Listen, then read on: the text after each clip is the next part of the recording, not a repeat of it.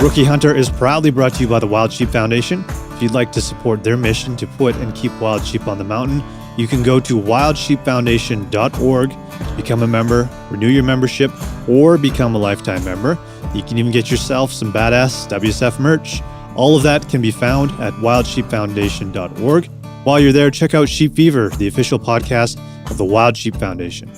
And check out our friends at North Arm Knives. From kitchen knives to hunting blades, they've got you covered from the field to the butcher block. Visit northarmknives.com.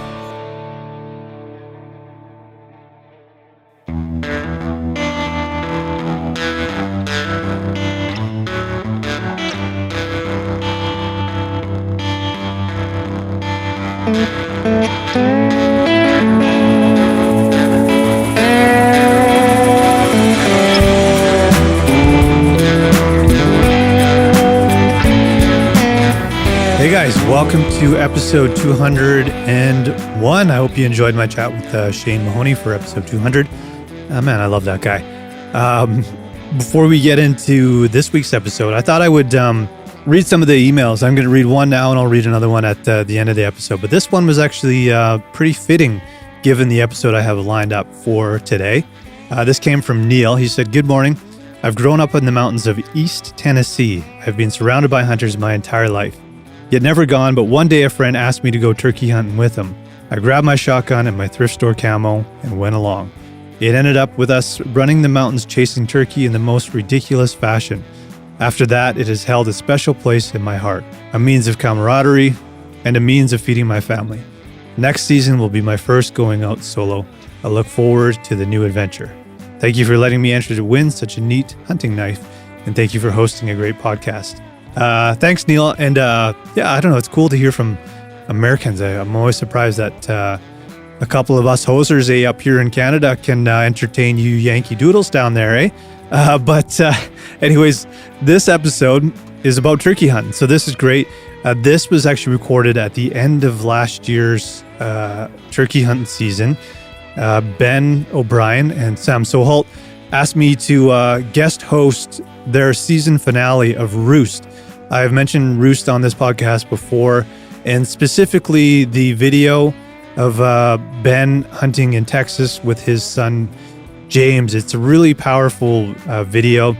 And if you have kids, I think it's something that you should definitely check out. So you can go to roostshow.com and find all of the episodes there, plus links to their YouTube videos and all that good shit. But I won't say much more other than that this was the season finale from last year, so it's a recap. And I thought it would get you guys excited as you enter your turkey season now that spring has arrived. So sit back, relax, crack an ice cold beer, and enjoy this special episode of Roost.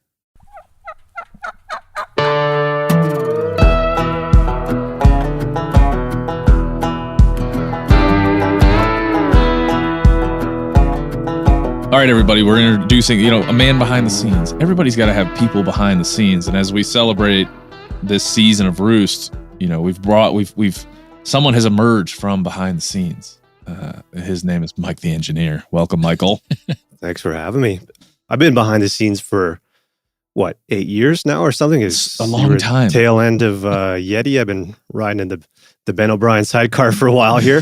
Oh boy, I fil like you could there's got to be a memoir in there for you. The Ben O'Brien sidecar experience. Yeah. It's had its ups and downs. It's crashed. It's been repainted, refurbished, then crashed again.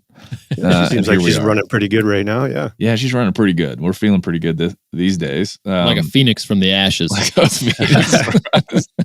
It doesn't mean that I don't suck at turkey hunting. That is definitely from our time together, Mike, been constant. That the sucking that happens. Well, that's just turkey hunting. So yeah, I like to just apply it to me every now and then.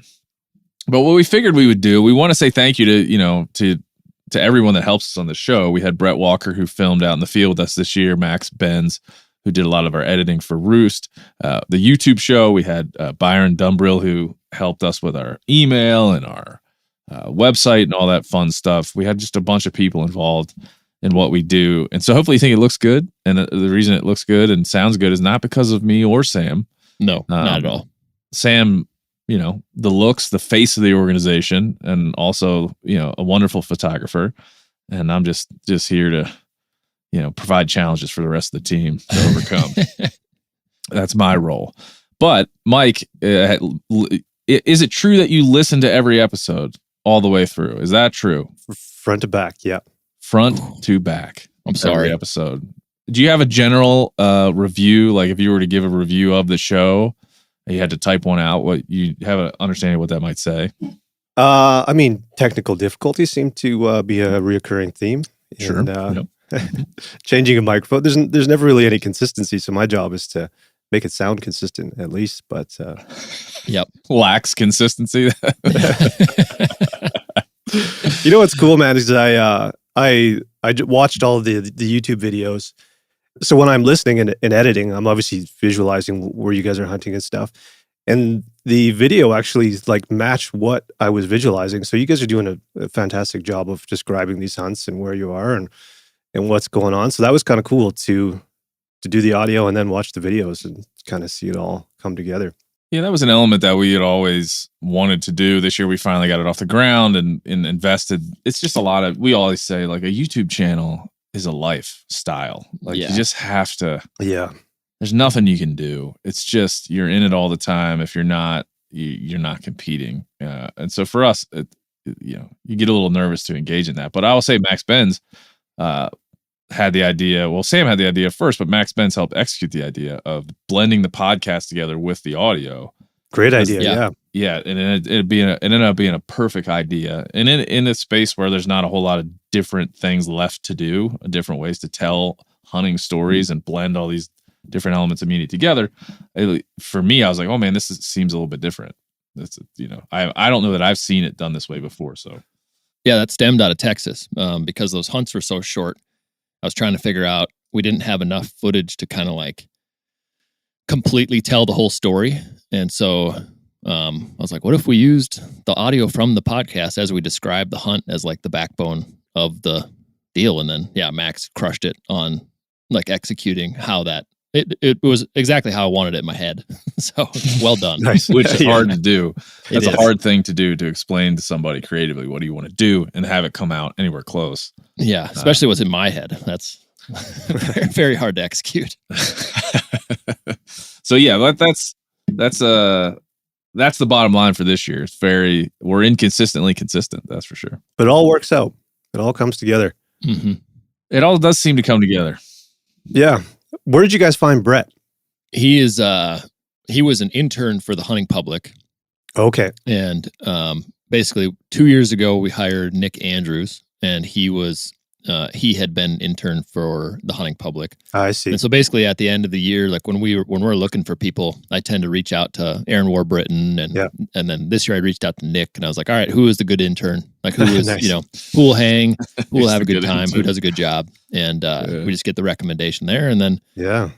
a lot of times those guys are looking for another stepping stone, kind of along the way into the industry. So we've been lucky the last couple of years to have really good people.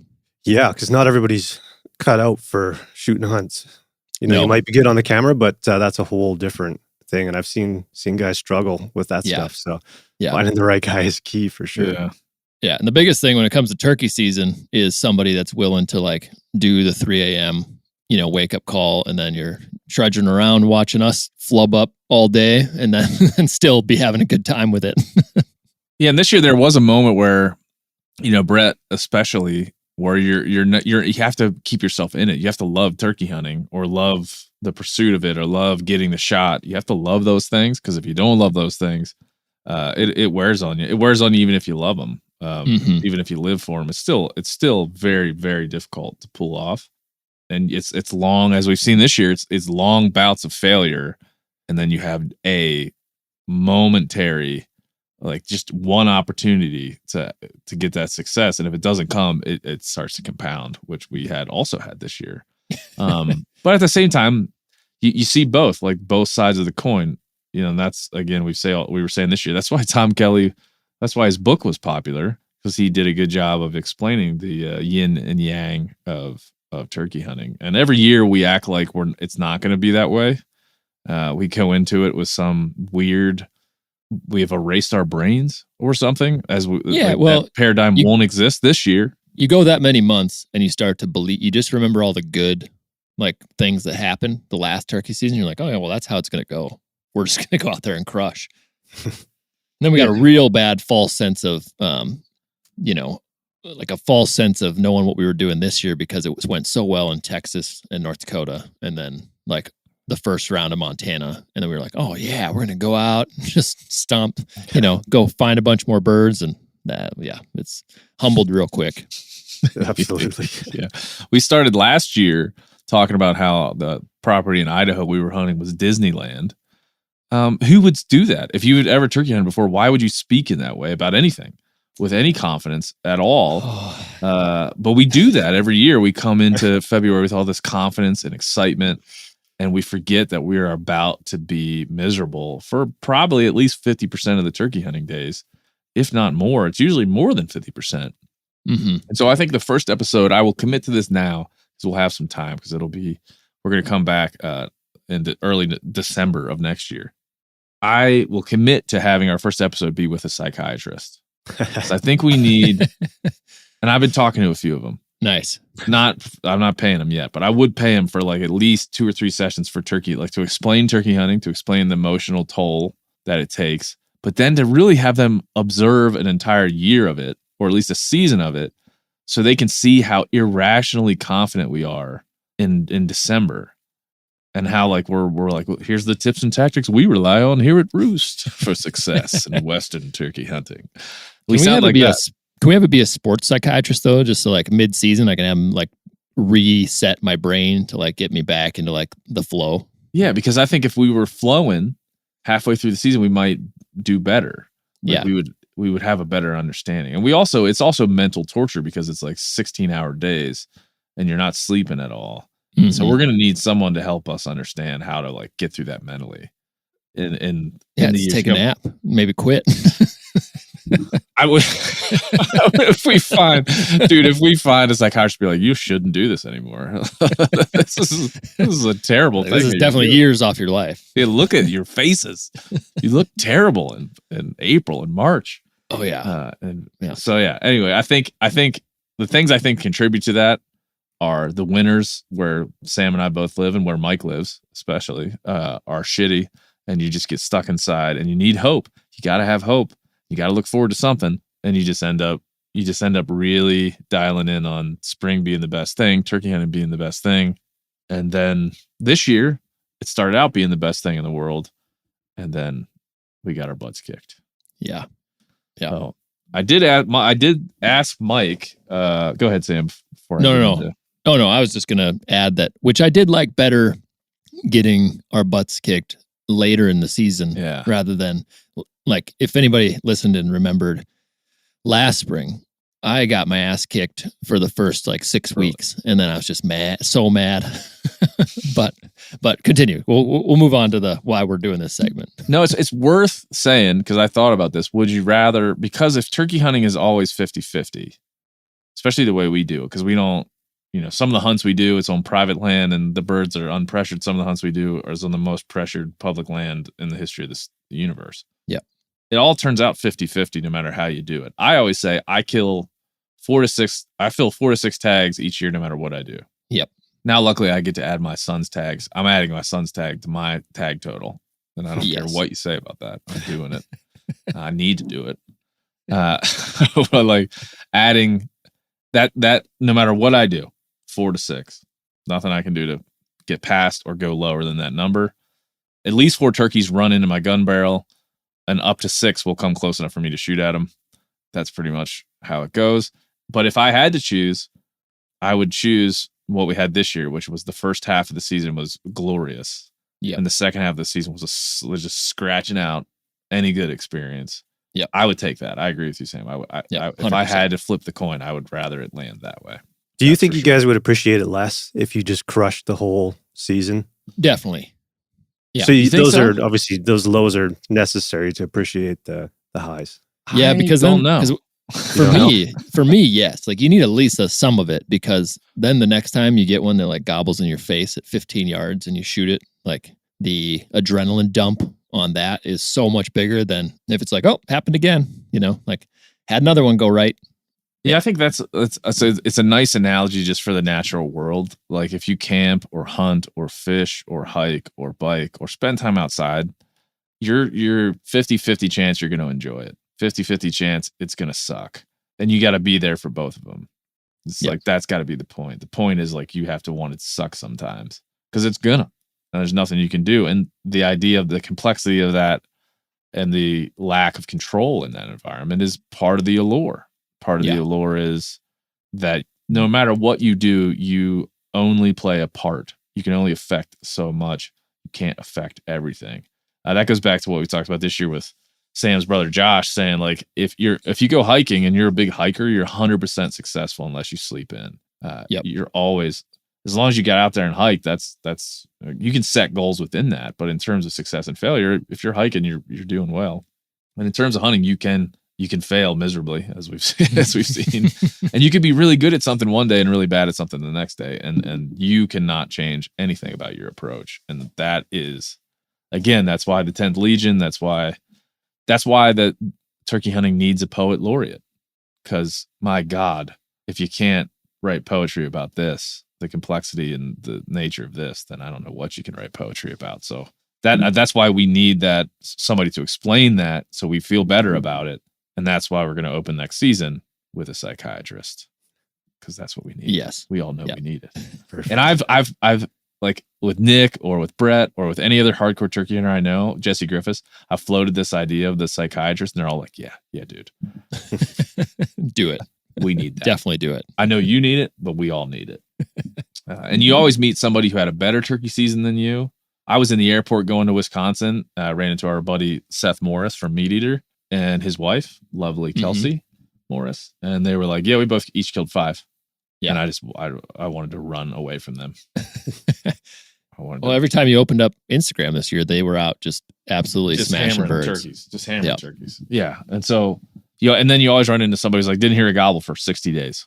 So it's like, no matter what outcome you want to verify, it's there for you. Yeah. It just really depends on where you're at. So I give long answers. That was a long answer to the question. So Mike, we wanted to at least have you, since you're Sam and I couldn't bear to listen to every podcast that we do. Definitely not. And I think if I was really into doing that, it would be even a bigger problem. If I was like super into listening to myself talk about turkeys, what was I saying? What am I saying today? That'd be even a bigger problem. So we need you as a invested observer of this show to give us a few of your highlights, a few things that you thought were notable this season. No parameters as to what they could be. I think we give you a lot to work with, I would say. Yeah. I mean, from like episode 1, you guys seem to be pretty centered around family. Like Sam, you got a new baby at home, and Ben, you got 3 boys at home, and obviously balancing hunting with family is not easy. But the first hunt obviously was centered around James, and to hear his the podcast and then to watch the video is pretty heavy, man. Like it's anybody listening, if they haven't watched it, they have to watch it, because it's powerful, and anyone with kids especially needs to go and check that out and see how it all went down. But I'm curious, Sam, as a new dad, like what was it like to observe that hunt? It was very cool just to be like the fly on the wall, because I got to kind of hide behind the camera for most of it. But like you said, now she's 9 months old, and so it's very new to me. But just like watching that unfold between Ben and James, and like how it all came together, and there's times, in life when you go on a hunt or you go whatever, and it really is like God is like, all right, here you go. Like, here's the experience that I'm giving you today.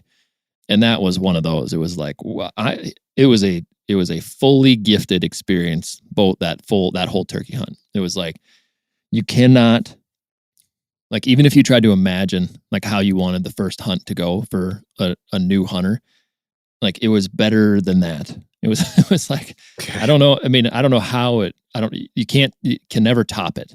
Like that's just, I think that's the big thing to understand. But it was very cool. Just, being a parent and now understanding like when, parents are always like, oh, everything's different after you have a kid. And I was like, well, it definitely is.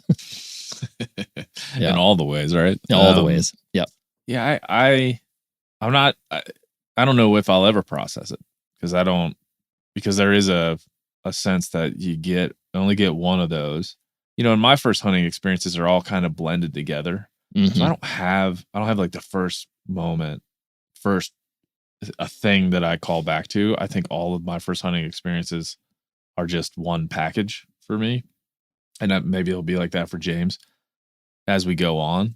But this was a singular experience, like something that you could call back to as a person and remember it's singular. Like to me, we always went to the same place every weekend, right? We just went there. And so I collected memories for myself that are my first gut pile, my first walking in the woods behind my dad, my first like sandwich, my first miss, all those came in the same place, basically in the same set, same property. So for me though, that's like a set of experiences that were lived within a time frame. I didn't go to a place to experience my first hunt. I didn't go outside of my home area until I was already in the hunting industry, I'm pretty sure, to go hunting. And so for me, it blends together in a really great way. It's more like I just followed my dad and I followed his friends and we had a community and a camp and a place. But that hunt was, we traveled for it. We had, we had Cybertruck. We had it was the place where my son was born, and he gets that. He understands that. Like he understands that he lives in Montana, but was born in Texas. So that adds to it. But I think for him, I try to think about it from his perspective. I think for him, it will be a singular experience because it was, even in the act of it was very singular. And just like when you get married, man, you always remember like the craziest stuff, the stuff that went wrong, or the stuff that just the little idiosyncratic things that like just come up during these deals. So I'm sure that'll also be a part of this. Like our buddy Matt just racing out, like we shoot the turkey and the truck is already coming across the field. Like he's already fucking blasting across the field to celebrate with us. So those little memories will stand. But I was talking to Jesse Griffiths in the car going to Wisconsin. We were talking about it, and he said, like, what do you think? Like, what do you think about this? And I said, dude, I have a podcast about turkey hunting. I've been talking about it. Poor Mike has been listening to me talk about hunting for 8 years. I'm pretty invested in it as a person. And then I helped make a person and then showed it to them. And it worked. Like it was the best day of my life. And I don't think I'm fooling myself to say that that's true for my son. And so to have that all come together in that way, it seems like you said, there seems like there's some divinity in that, or some sort of like, I don't know how to describe it, but it definitely validates my value system, the way I live my life in some way, to see it have it go that way. Maybe the next one isn't going to go that way. I have 2 more kids to bring up in it, but yeah, man, I don't know. It's hard to really put it fully into words, but it felt like, I don't want it to be douchey to say this, but it felt like it was earned somehow. Right.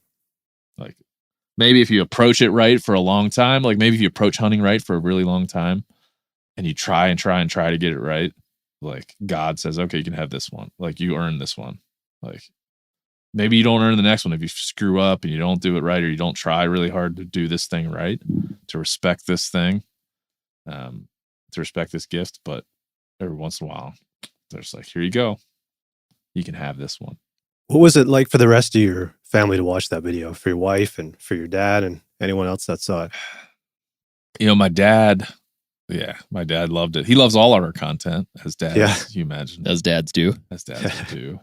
He's like, I watch a lot of hunting shows. This is the best hunting show out there. It's slightly biased. A little bit of a biased view. But thank you. I don't think my wife, we were gonna have a movie night here and watch it on the TV, and for a bunch of reasons that had nothing to do with the actual video, we just haven't yet. But my wife has seen it, and she hasn't said much to me about it, and I think that's because we would probably just both cry the entire time. Like I don't know if you do this yet, Sam. I know that you do. I've had 3 boys, and I've been a dad for 8 years, and my wife and I still, multiple times a week, lay in bed and look at pictures of our children. Oh yeah.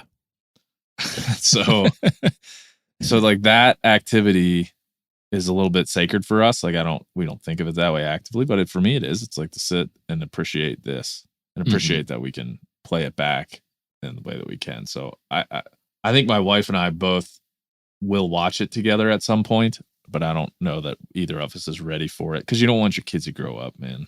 So yeah, right. It's like it's hard to watch them grow up. It's live and in color, but then having it played back is even harder. Has he talked about it much since then? Yeah. What were we doing the other day? We do so much. We have a great life, so we are always doing something different, right? So we're just moving I try to keep my kids. We have a little countdown board in our kitchen, and I try to keep them like counting down to something new. So cool. we always have a thing to look forward to. Because after that it was like, oh, we have this, we have a beach, we have this, we're vacation or whatever. So we always try to keep it very forward focused.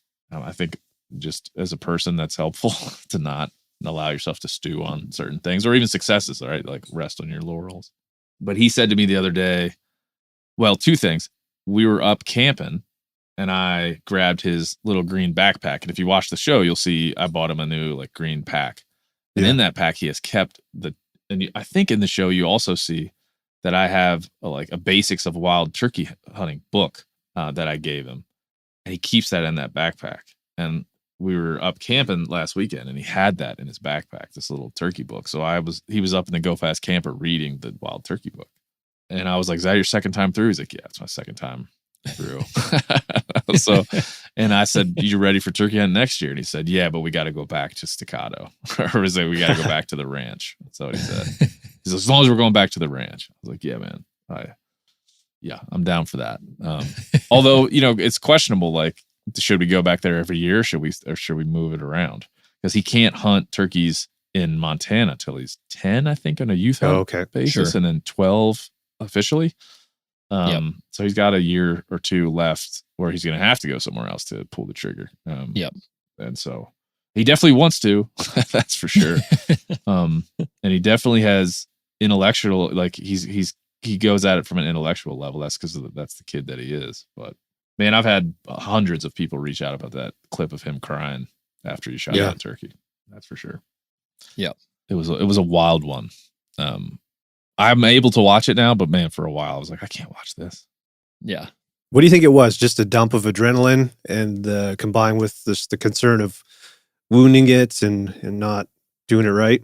I think that. I mean, you obviously trained him well, because he fucking nailed that thing. Both of them. I think every 8-year-old has some ADHD. Yeah. I think all of them do. I think it's just that's just how their brains work at that age. So things to focus on, things to really focus on, you can really focus when you're 8. When you're focused on something, you can dial in that focus. Right. And I think and then when you can't focus, dude, I could fly a plane past him and he would be like, what was that? I didn't see that. So I think when he's able to harness his focus, it's so hyper that no wonder he's a good shot. But man, because he's only in that moment. It goes both ways, right? He can be so far out in left field. He's playing football the other day, and the dude just ran by him. He was looking at the other team. He was looking at the other game on the next field over. The guy just ran by him. Well, that'll happen. But also, the other end of the spectrum happens where they get really hyper focused on a thing, and that's what happened in that moment. But I do think what you said, Mike, is right. Simply that he's never felt those emotions before. Yeah. And he never felt pressure like that. And there's no way to anticipate it as an 8-year-old. You can't be like, I'll call back to my experience in this pressure packed situation to handle Yeah. this one. Because I had a couple people say, "Do you think he was sad that he shot this turkey?" I'm like, "No, dude.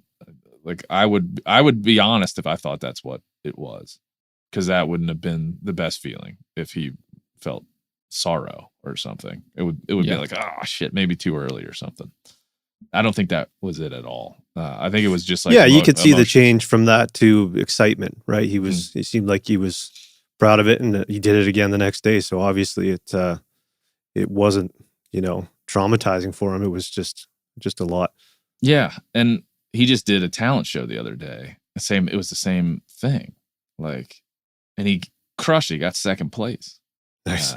For his Donald Trump impression, which he developed, in Turkey in Camp. Texas. Yeah, it's a full circle moment that I wasn't thinking of. But like he, that's a part of it. Like, you don't anticipate that, but I think you can appreciate how someone would get there. And you could get there as an adult, right? You don't have a way to process those emotions if you haven't processed them before. I would much rather than that he let them come out than fake it. And I've seen a lot of kids, man, and this is not meant to be derogatory, but I've seen a lot of kids like play the thing they saw on TV. Got him, stuck him, or whatever people say. There's clips, there's like viral clips of a kid like smoked him. It's like, dude, that's not what an 8-year-old says. Yeah. After they kill something. That's what they saw someone else say. So I was proud that he wasn't like emulating me or trying to like emulate something he had seen, because he has seen hunting content, of course. Right. He was just let it go. And then was cool right after that, He didn't shoot it, jump up and be like and subscribe. Yeah. Ha! Smoked him. That's like, yeah. So he was just being him, man. He's a pretty sensitive kid, like, and he's quiet when he wants to be and talkative when he wants to be, right? It's like most kids. So, man, I don't know. I would tell any parent, I talked to my kid about life and death. We talked about flow state on the bed in our little house we were staying in. I explained to him what flow state was, and he got it. He still remembers it. So what an opportunity to talk about life and death and food, and that's just what an opportunity. And that's the opportunity that hunting provides that other things just don't provide, unfortunately. Yeah, man. Obviously, that's a highlight in another episode in itself. I'm sure we could talk about it forever, but another highlight, especially in the beginning, you guys were talking a lot about your go fast setups, and I'm curious, now that you did the turkey tour, were you guys happy with the setup, or is there things that you would change for next year? It's great. Yeah. I mean, you're no stranger to setting up trucks and vehicles and buses and shit. So it's you got your knowledge behind you. Yeah. So I mean, it's just so efficient. Like, like the last couple rigs that I've used, the bus, not efficient. Great when it's all set up in camp, but not efficient at all. The van, another step in the right direction of like, you can go anywhere, but it still wasn't perfect. But like, and the truck, there's trade-offs for everything. I mean, the truck's a lot smaller or whatever, but man, like for what the type of stuff we're trying to do, it's fast and efficient. You can be set up in no time.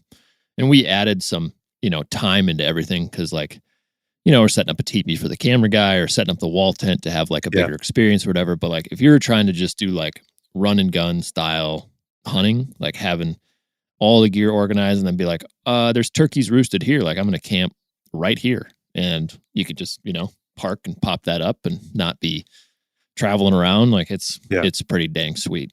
So, nice. Yeah. I will say, like, to anybody, I was thinking about this the other day. I think I said it to Sam, experiences are great because they don't cost more money later. Like, they don't, when you invest in an experience and it's over as far as I can tell. Right. You don't have to then fix something later. So like the material shit is a bit of you have to, when, Sam and I are both getting towards 40, like we have families, we have a little money to spend for the first time probably in our lives. And we've experienced a ton of things. So it's pretty common for people with families in our age to turn to the materials things, start to collect things. Like that's pretty common. But like with these material things that we're talking about, a lot of them are very expensive, right? Like you spend a lot of money on a GoFest camper. It's not cheap. a power source is not cheap. Deck is not cheap. These are not things that if you're just starting out, you're going to buy all together at one time. Right. You're just not going to do it. So I was just trying to think of like, okay, well, all of these things make the experience better, right? The material things that add to the experience is what I'm after for what Sam said. I mean, it's just adds to the experience so much. And it not only does it add to it tangibly, it adds to it intangibly in terms of like being free to camp, like being kind of just being free to take camp off of it. Like there are very few places in the world, and it goes back to why we ought to protect the things that we're after here. Very few places in the world where you can just set out with a truck and you can spend as many days as you want pursuing the wild turkey or pursuing any other game.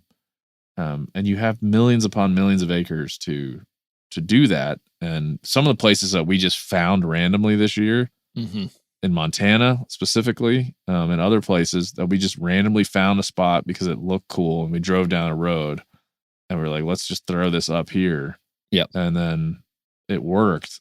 Boy, that like those investments we made in that gear, if you invest in the right gear and it lasts a long time, like that, I felt like this year I'm going to invest as much as I can in this rig and then come out of it with like, man, each year I'll add a little thing or two here, but like right beyond that, I'm cooked on this. I love this. She's feeling dialed. Yeah. Nice. Yeah. Well, I just went camping with the whole family with the Go Fast / so it makes like, you can use it as motivation. You're like, I spent all this money.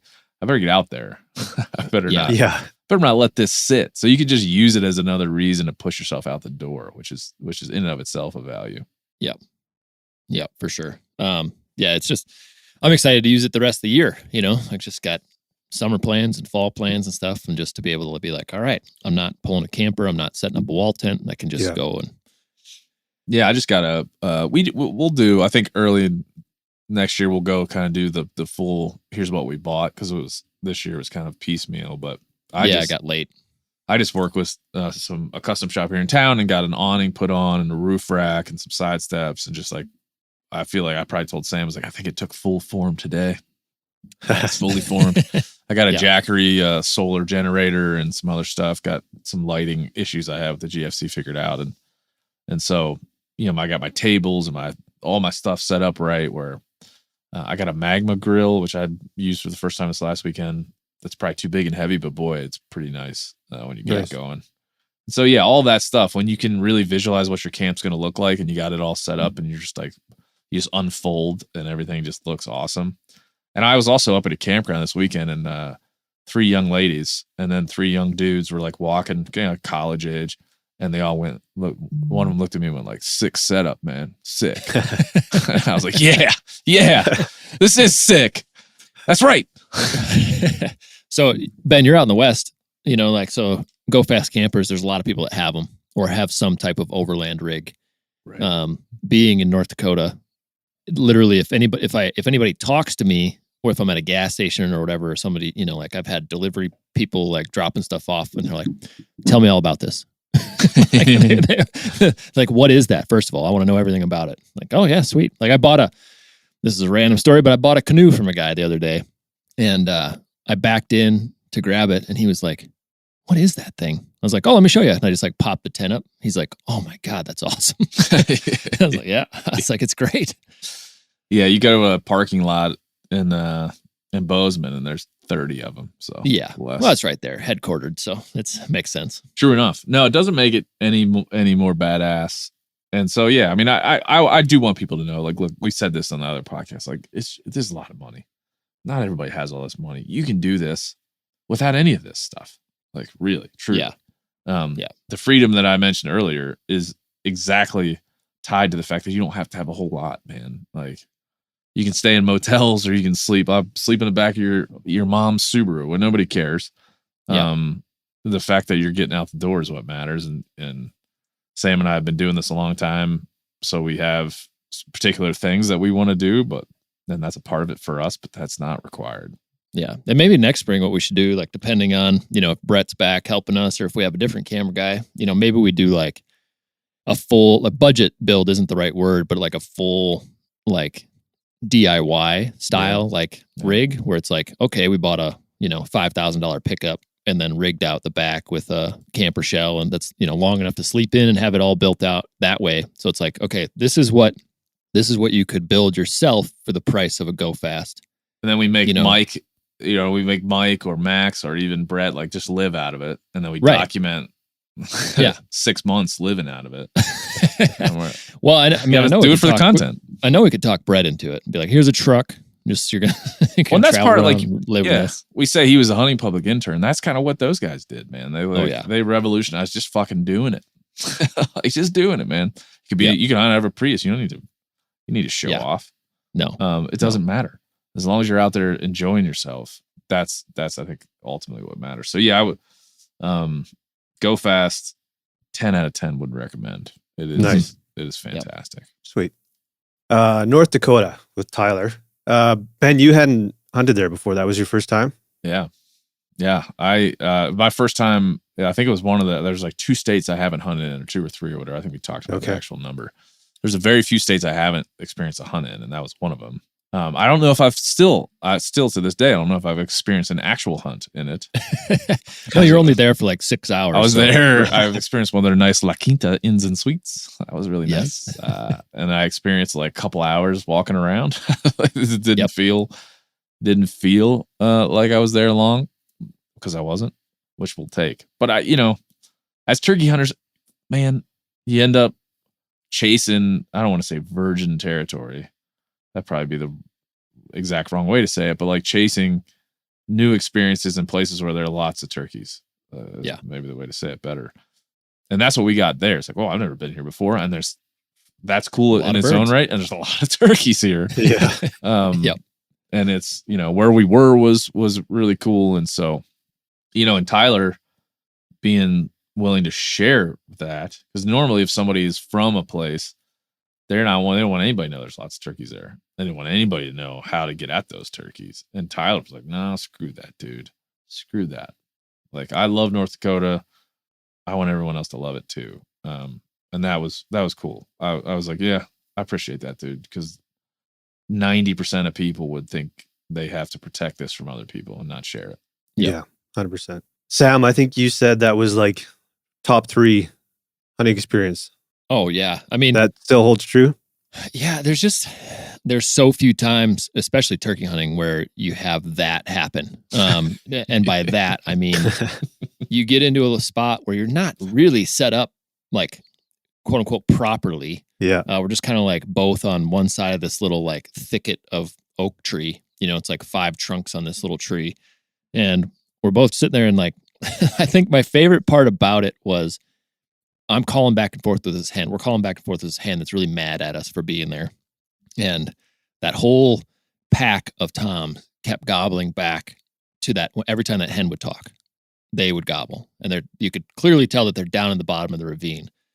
And then at the same time, another tom that was further up the hill, like in elevation, started gobbling but getting closer.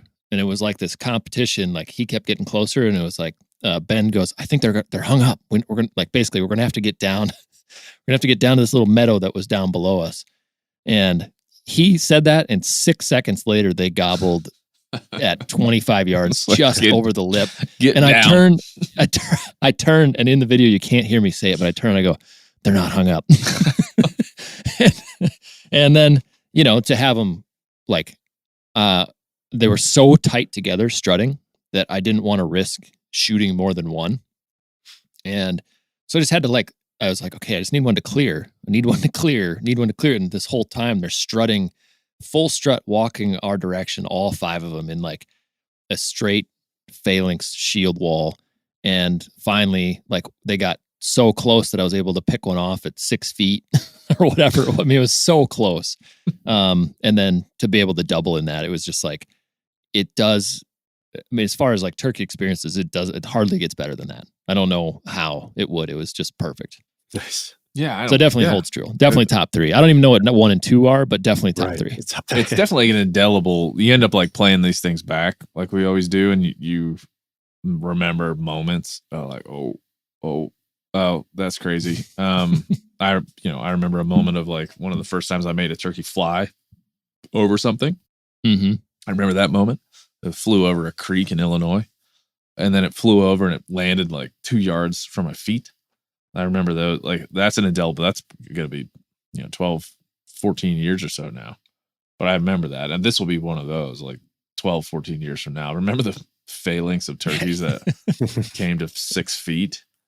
And to have that on video is next level. Like it's one thing to have that experience where it's like lives in your own head, but to just like have that live on YouTube forever is well, crazy. and we're not like, it's not typical, right? We talked about it in the early episodes of this show. Like a lot of times what we're experiencing is not typical for turkey hunting.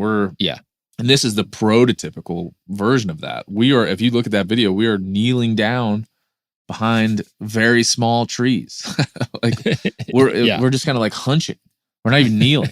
It's just kind of hunching behind these trees. And like, we're not sitting in a blind. There's no decoys. There's nothing, man. This is raw. There's nothing, there's no setup about it. And so the fact that we weren't even tucked in, we didn't have time. No. And so that, for us to be able to say, look, this is kind of how we do this in the West. This is kind of how we approach this. This is the what it leads to quite often.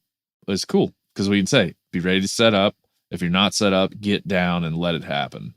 Yep. And that's what we just kind of like, let's get down where we can. Let's hope that Brett's back there filming, and how it happens is how it happens. And that one honestly wouldn't. I would not have even cared if it didn't get on camera. I was like, Me either. This is the coolest experience ever. Even if it's just us like pulling like a big bang and the backs of our heads, like that's fine. That's what I assumed it would be. I was like, there's no way he'd get that on camera. Those turkeys are walking right up to us. Like there's no way he's gonna be able to move to film that. They're just gonna run away as soon as the first one pops over the hill. But they still, I mean, even when you pull the trigger, those turkeys had very little idea what was going on. I mean, they were like, there's no hen here. This looks like 3 dudes knelt down beside the smallest oak trees ever. That can't be real. Let's keep going. The Montana River Bluff, that area is like stunning, man. That's like the drone footage you guys got really puts it into perspective. And I mean, again, you guys described it really well, but after watching the video, it's like nothing I've ever seen before. And it's funny, man, like that's not where I would picture turkeys necessarily. Mm-hmm. I mean, I'm not a turkey hunter, but it's not like if I saw a postcard of that, it's not like I think, oh, that's good turkey hunting territory there. Yeah, let's get the Red Rocks and go turkey hunting. Yeah. Like, that's not it. No. It was pretty wild. You guys, that was the first time both of you had been in that particular spot? Mm-hmm. Yeah. Yep. Yeah. No, we said it in that episode. We said like that's a long river, that particular one that we always bleep out the name of. Yeah. It goes long. Don't worry, I caught that. I bleeped it out. Yeah. No, I checked on that. I was like, I couldn't bleep that out. Not that it would matter, because it is such a it's an incredibly long river. But I mean, I think that river provides. I mean, it's an artery. It's a riparian zone that makes turkey hunting on public land in that state simultaneously harder and easier.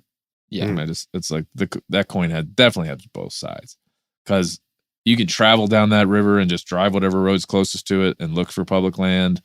And that's, those are primarily going to be your turkey hunting opportunities, but also not a lot of public land down there by those rivers. And so, that's that paradigm. Like it makes it hard. I mean, if you're not really willing to take some chances in there, it makes it really hard to pull off. That's why Sam and I are going to get a flotilla next year and get jet boats and just go nuts. But I just think jet ski. I think jet ski, one of those where you and I can both sit on it.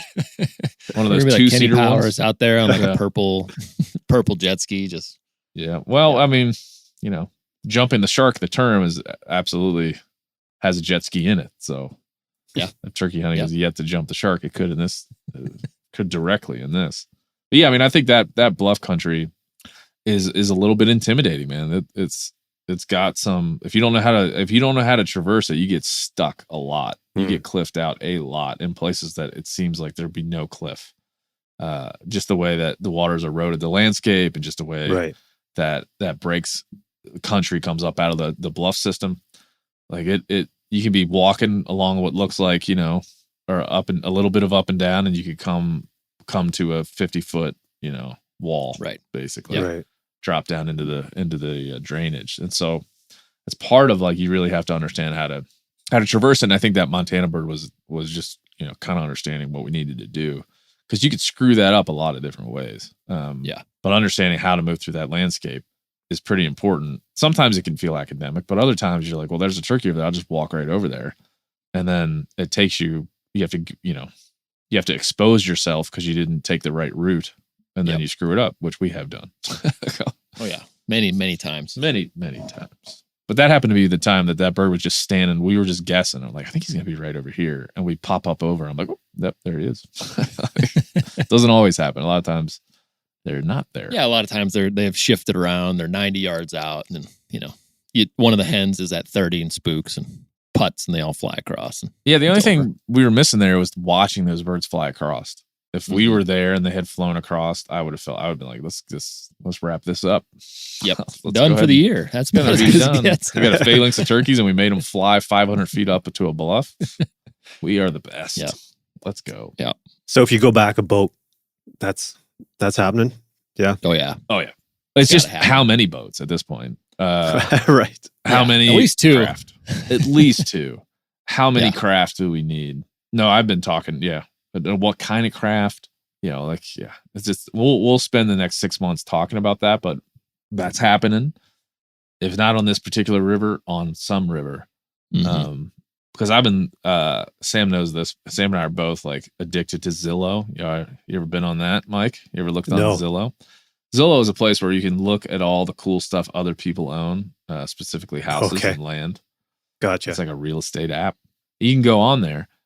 One of the cool things is you can go on there, and if somebody's selling their property as a recreational hunting property and you're looking at it and it has a picture of turkeys, then you know that turkeys live there. It's a great way to scout. Perfect. For turkey hunts. So I've been looking I'm always looking at properties along this particular river.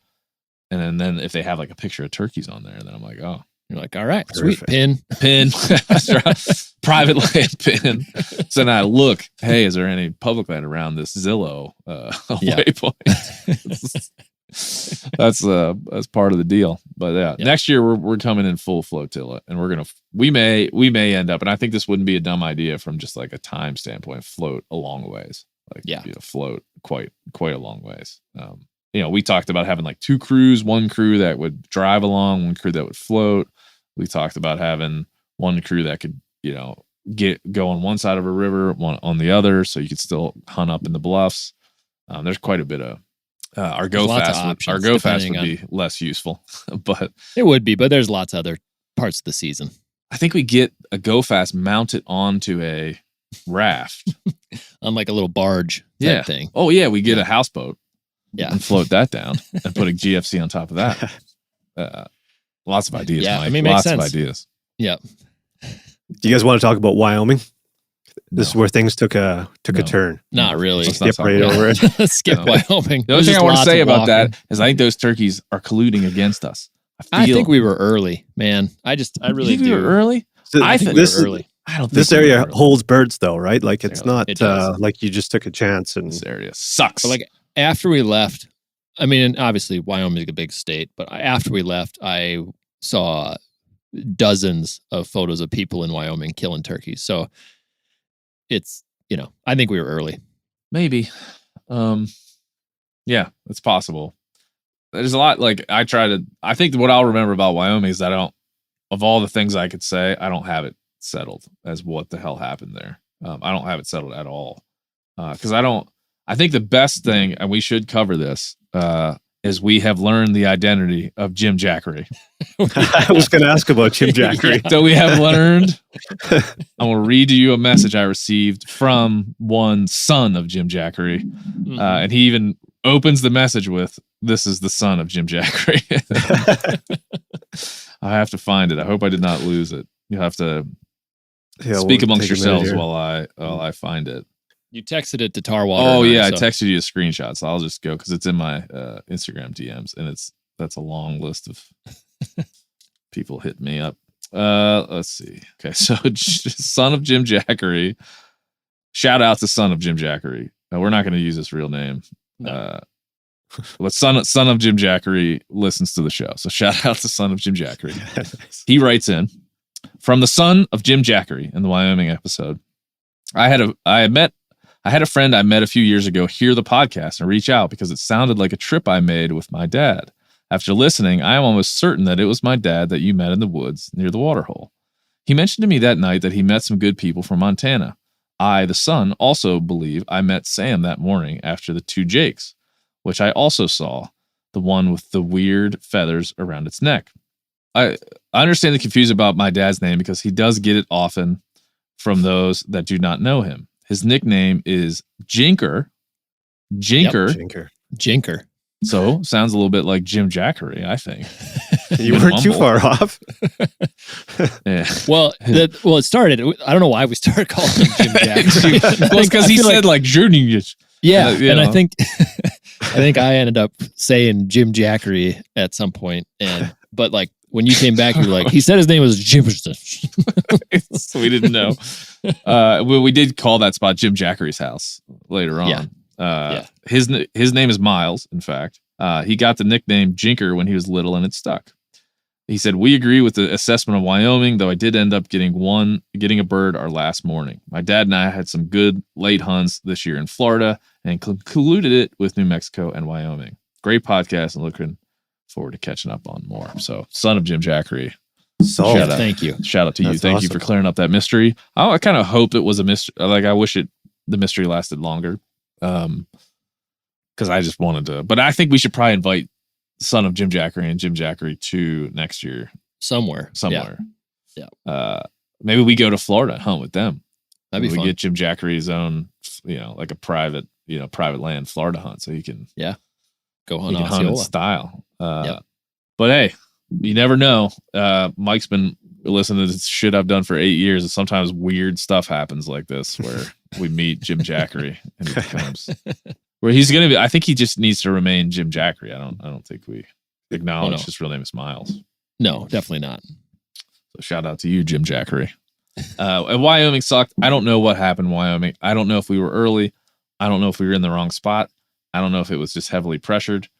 I don't know if the turkeys Probably a combo of all three. Yeah, I just don't know if I just don't know. Which is frustrating. You don't really have an understanding of there's turkeys here. There's a lot of turkeys here, as far as I can tell. The ones are vocal have been. I think to your point, Sam. I think the way I would say it is there's a lot of turkeys there. The ones that are vocal are hunted hard. Yeah, and so that's what you end up getting. You get the ones that are vocal are wary to calling and don't want to mess around. And we also ran into birds that just wouldn't gobble at anything. And so those birds are less pressured, obviously, because they're not going to be hunted and pushed around quite as much. So I think the birds that are vocal that we heard, we probably were too early. In the ones that were vocal, either dead or had heard it all anyway. Yeah. And so we just hit that equation perfectly wrong. Yeah. When in other years we hit it right. Yeah. The reason I think we were early is because we had a little bit of information that there were still birds, like a big flock of birds down like in a feedlot that was still doing like chasing each other around and doing all that stuff like a couple days before we showed up. And then when Brett and I were driving out of camp to move locations, I mean, there was a flock of 20 turkeys that looked like they were just like working their way into that territory. So I just, to me, it just feels like we weren't hitting it where you have like a bunch of small chunks of birds kind of sprinkled throughout the landscape. It was like they were still grouped up, very pockety, and we just weren't getting into them. But it's all right. Yeah. Yeah, and that it's frustrating because we had been there years before and hunted in a foot of snow, and it was 5 degrees on those exact days, and turkeys were going crazy. And so you just don't know the equation, but that probably is it. Any birds that had moved up into that country that were vocal had been killed or hunted, and the ones that were either not there or just not vocal yet hadn't been hunted. So it's just the equation was wrong for us. Yeah. And we could see that because in the area we were, all the birds that were vocal, the other dudes that were hunting there could just like name them off. Oh, those two weird one that runs away from you, that's how that ended up being. So yeah, we got whooped, but we had a fun time. The rain at the end was quite the insult to the injury. Yeah. It was horrible. You guys said fuck it and you headed back to Montana. Yeah. Yeah. And you carried some of that anger and frustration with you guys for the first bit of that hunt? We did. Yeah, we carried quite a bit of that bad luck with us.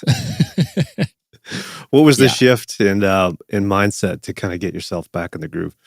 Oh man, it honestly took until the last day. Going into that hunt, like, had high hopes because we knew there were birds around, but like it just seemed like everything we did, nothing wanted to cooperate. And then really like capping off was missing that bird because I'm an idiot and shot through brush and like, blew a chance at a double. Like that was really like, I was feeling pretty down. I bet. It's hard to shake that off. Yeah. I mean, thank God I got a little redemption the next day, but boy, that was a hard one to swallow in the moment.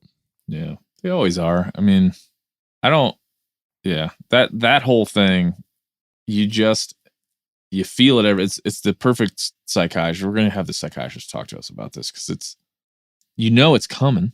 You know that feeling is coming. You don't know how it's going to come, but you know that you're going to feel like a complete loser at some point. How that happens is a little bit up to you and up to the turkey, but you know that moment is coming. You just don't know when it's going to be.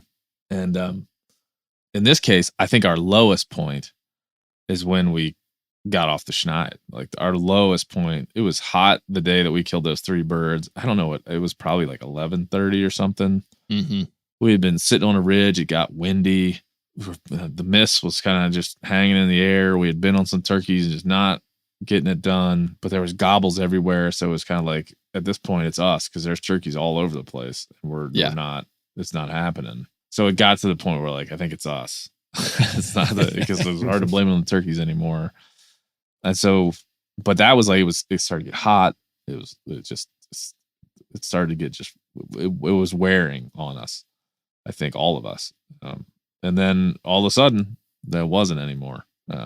So that I think Ranella said this, so I give him credit for it. Like you got to act like an optimist. And even if you're thinking like a pessimist, even if you're like, dude, this isn't going to happen. It's like, you still got to call then that last ridge before the truck. You still got to man, you still have to. There's a lot of colloquial sayings in hunting about pushing through, deer live in the woods. My dad used to say, so, there's a lot of sayings that we can tell ourselves, but it's like, hey, just don't get too mad that you didn't, because that last ridge where Sam shot that turkey, there's a lot of times where I'm just going to be like, no, let's cash this sucker in. We're just cruising. We'll just cruise right on by this. But it's like, this is a nice ridge. There was a bird on it this morning. Let's just call down it because we know that there's turkeys around. And we know the hens are going to nest, and we know all these things, but boy, it's hard to get yourself out of that mindset of like, this sucks and I just want to take a nap. Yeah.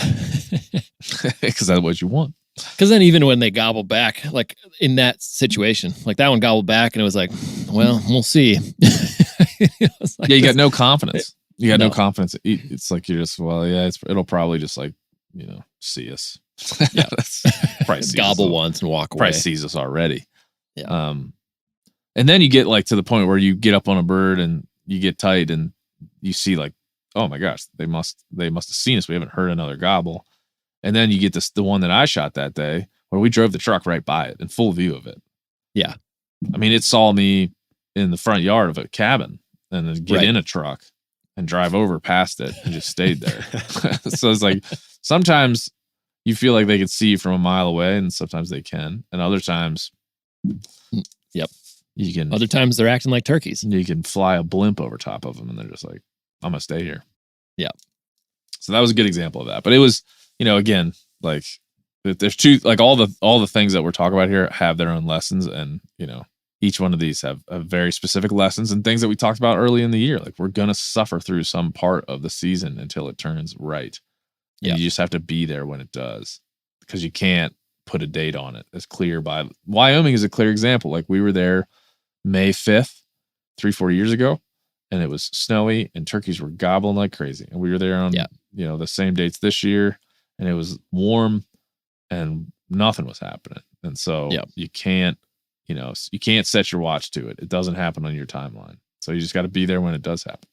The Wisconsin episode was the last one, so it's probably pretty fresh in everyone's mind. But I thought it was cool. While you and Jesse were talking, you got a text and you found out that Lindsay got a turkey, and like genuinely excited for her, right? To work for that and get it. So that was kind of a cool takeaway from that one. Was just like, it's not always about you getting a bird, right? Sometimes it's cool just to see someone else. Oh yeah. Yeah. put the work in and get rewarded for it. Yeah, Lindsay's great. I mean, Lindsay's an awesome person. So that's the first time I really got to spend a lot of time around her. And she'd been hunting in Wisconsin for a while, years, without getting one. And Jesse and I were saying, for me, if I shot one today, it'd be my full 5th or 6th or whatever. Right. It'd be another one. It would be, a validation of coming here. But we had already decided at that point, like, we're validated in this trip just because we did it. And so the impact on my life of shooting a turkey that day is dwarfed to what she experienced shooting a turkey herself. So it's like, well, yeah, of course I want her to have that. So it just goes to show you, like, if you're a diehard turkey hunter, it's nice to pull out for a minute, like pull away from it and let somebody experience this and watch that, and then be as excited as that person is to see them have that, and just use that later on and motivate you to say, like, man, there are people out there that really want this and have worked at this for years and can't make it happen. So don't be too sad about 5 days. Like, you're fine. Like, just take a nap and shut up, because this person really wants this as bad as you do.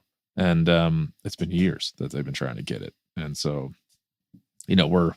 perspective is always useful. I think it's probably always good to end the season not killing something. That's probably a good level set. Sam went out and killed a bunch of turkeys at the end. I did. I had a good polish off to the season.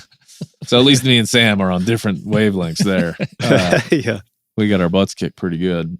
But yeah, I mean, I think also, like I said, Lindsay's very deserving of that, and a wonderful person. And that's, genuine excitement comes out that way when you get it. So she, hopefully I think she is. I mean, it's hooked for life. So that's what we hope from that. Yeah. Yeah. Well, Sam, you summed things up pretty good on the last episode you were on, and you were saying how it's killing birds is great, but it's more about spending time with people and traveling and getting all these new experiences. And I think that's probably one of the biggest takeaways is, camp and good times and good food and cigars and whiskey and all that kind of shit. So good way to sum her up. Yeah. I mean, sometimes it's hard to like focus on that and like soak in all that little stuff because you have a quote unquote mission, mission oriented. My brain works in like, it tries to work very efficiently. So like, it's like task oriented, like especially during turkey season, I have a full on sickness. I'm like, must complete this task.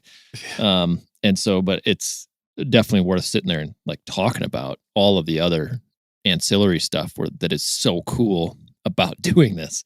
And just recognizing that it is pretty damn cool. Like to be able to, like one of the last mornings, like woke up early, there's birds gobbling. We didn't go hunt, and to sit on like a little porch thing and drink coffee, that made up in the jet boil, and just like sit there and like let that sun like creep up over the top. And like, just everything about it. It was like, this is, at least as far as like our Western turkey tour, I was like, this is the coolest way to end this.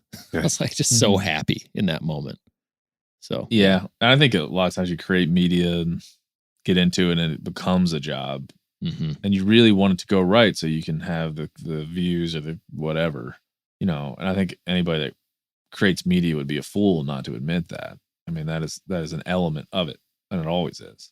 And it goes back to my hunt with James. I'm like, well, the camera's going to screw it. What's going to happen here? Right. Like in this thing too, it's like, it's kind of a little bit of a job. It's not for us. I mean, me and Sam have other things that we do, right? We don't count on this for our income, but there is that element of it. And for anybody, like I'll say, you want to make your passion and your work collide, right? You want to be able to work that out. It's not a simple thing. If you want to try it, good luck. It's not as simple as it may seem. It's not as elegant as it may seem. It is in and of itself, combining your passions and your job takes its own work. You're to really sort those things out. Sam and I have been doing it together for a long time, outside of Roost even. So to be able to say like, we're genuinely enjoying this. And I hope it comes out in the content. I hope when people listen to this that they understand that I genuinely like hunting with my friends, and I genuinely like being out there with Sam, and I genuinely feel the way, like what we're saying here was like, it's what we feel when it's good, when it's bad, when it's indifference. Like that's it. I felt very zen that day about that. Like we filmed, we got what we needed to get. We took some pictures of stuff. Like it was all really good, but it didn't take away for a single second from that experience. It only added to the fact that we were able to capture some of the cool things that we did. And so to me, that's a very precious thing I want to protect. And so hopefully when you sign up for our email or you do the thing and we do the reels on the internet and all those things that people do when they have shows about whatever subject matter, at least for us, like I'm just telling you as honest as I can, like I'm here because I like doing this. Like I really like doing it. And every year I like it more. Every year I like it a lot more. And so it's this, I don't know what you call that. Maybe it's a discipline, maybe it's a passion, maybe it's a pursuit.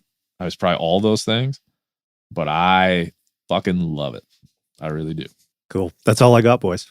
Sweet. Rounds are out pretty good. You hit the high notes. Concluding thoughts on that? No, I appreciate you listening to us for all of I enjoy it, man. Yeah. And it definitely comes across that you guys love this. And I get pumped up. Just listen to it. I haven't turkey hunted yet, but I'm always pumped to hear what happened and see what you guys are up to. Can you make it across the border? You can't be that far. Like we got to get you. I can make it across. Yeah. We got to fly you in for a hunt. I think we're just lock that in right now. Yeah. Fly in. You want to go to Wyoming? Sure. Actually, no, I don't. No. You're supposed to say, no. No, you don't. The whole state.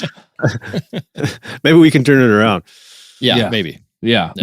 No, man, it's good. We talk about this all day, but it's the doing of it and hopefully that's what we like, why we like this show. It's because we're doing like we can reflect on it, we can look forward to it, which we do. We have to, we're forced to, because it only happens for such a short period of time. So we can reflect as we have today. We can look forward as we had in the first couple episodes of the season. But just like anything else, man, it's doing it together that matters, and that makes it valuable. So yeah, it just and we have plugged in people into these experiences from all over the country, from all experience levels. From like we've plugged people in and said like, just ride along. It's gonna be weird. Let's do it. Like here's a ghost energy and a fucking zen. Let's ride. So yeah, I'm looking forward to many more years to come, and I hope everybody enjoyed this season, and please watch our YouTube videos and check out the website and enjoy the content that we work so hard to produce. That's all we ask of you. That's right. Sam, you didn't show your wingbone call before we leave. Oh. Hey, I got two things. I didn't say this to you. This is the first time I'm saying this to you. I have an idea. Okay. What if you shot more turkeys since we last talked? What if we leave those until next season? I actually was thinking that same thing. Oh, we're mind melding finally after all these years. Yeah, I think I was gonna say I think we should start episode 1. Yes. Of season 5 with the 2 stories. I'll write them down. I'll have like full fresh memory. I'll journal them. Yeah, journal them, keep them fresh. We might even record it ahead of time, but we're not going to tell you until next year. And we will, if you follow us on the TikToks and the Instagrams, subscribe to the email. We're going to this season, when we haven't done in seasons past, we're going to have a date. We're going to set a date to come back. We're going to let you guys know when that is. But we are taking the rest of the time off because I just don't. Spring is for turkeys. That's how we believe it. And so we will be back at you later this season when it's a lot colder and a lot more anticipatory. But Sam has been making calls, and let's see. Well, I went full turkey dork. Yeah, let's see. Yeah. I haven't really gotten to look at it. So I've made 2. I actually have 2 more that I'm making currently, but this is the very first one I made. Let's see here. Back up. Oh, you got you painted it and stuff? What'd you paint that with? I drew a wing feather on it. Figured that was, it's a wing bone call. It's a wing bone call. And I put some turkey tracks, and then I also wrote on there first wing bone call made, and then the date. So 5/27/25. Oh, man. Sam, are you going to become an artisan now? Are you a craftsman? It's one of those things they're fun to make. I don't know that I'll hunt with one. I just like using a mouth call or a pot call better. But it would be cool to like make your own wing bone call in a turkey with it, kill it, and then maybe I'll be done.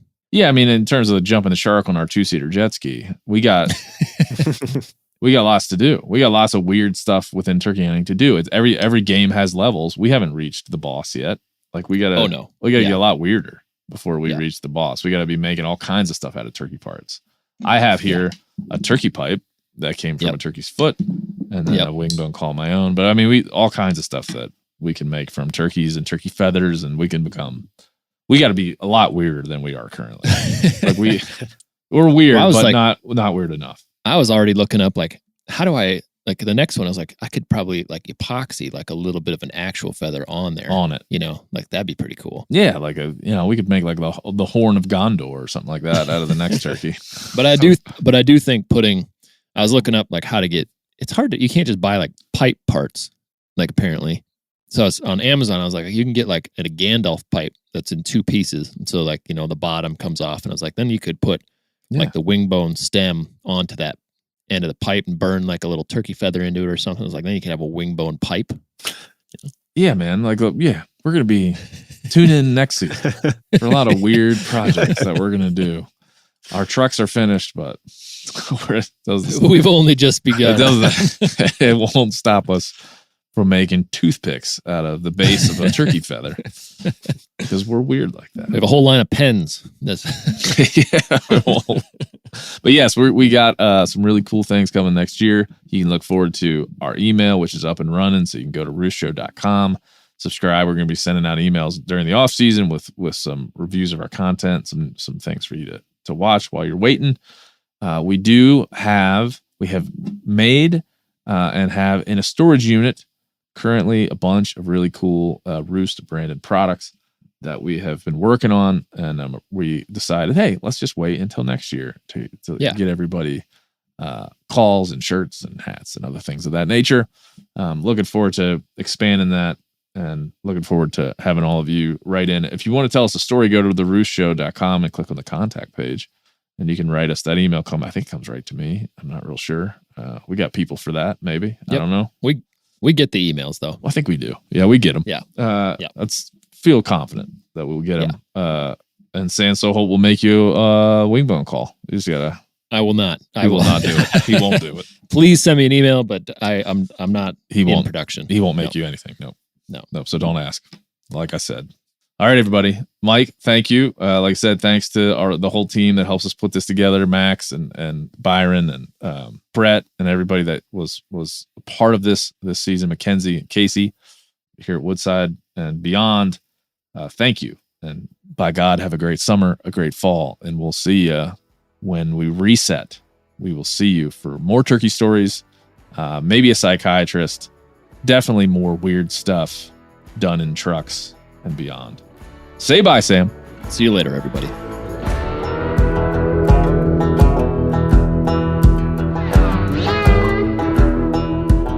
All right, there you go. Roost.